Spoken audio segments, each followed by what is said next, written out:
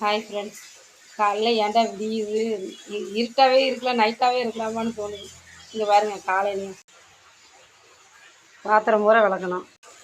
அடுத்த வேலை துணி துவைக்கிற வேலை. இந்த துணியை பூரா துவைச்சி போட்டு கிளம்பணுங்க. பார்த்திங்கன்னா எல்லோரும் வீட்டில் சும்மா இருக்கேன்றாங்க. ஆனால் வீட்டில் எத்தனை வேலை இருக்குது பாருங்கள். பாத்திரம் விளக்கணும், துணி துவைக்கணும், சமைக்கணும், காலையில் சமைக்கணும், மதியம் சமைக்கணும். இத்தனை வேலையும் செஞ்சுட்டு நம்ம குளிச்சுட்டு நம்ம அடுத்த வேலை என்ன இருக்கோ அதை வர பார்க்கணும்.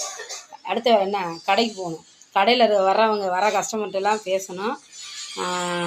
அதில் கொஞ்சம் கோவமாக பேசினாலும் அடுத்து நம்ம கடைக்கு வரமாட்டாங்க. நம்ம கஸ்டமர் தான் முக்கியம். அந்த வேலையும் இருக்குது. அதில் இன்றைக்கி காலையில் ஒரு 11 மணிக்கு நம்ம போய் கடையில் உட்காந்தோம் அப்படின்னா நைட்டு 9, 9:30, 10 மணி ஆயிரும்.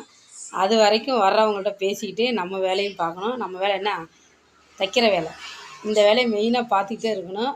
அப்போ தான் 10 ரூபா வருமானம் வரும். சரிங்களா? ஓகே, நான் போட்டிருக்கிற வீடியோ பிடிச்சிருந்துச்சுன்னா லைக் பண்ணுங்கள். ஓகே, பாய், டாட்டா.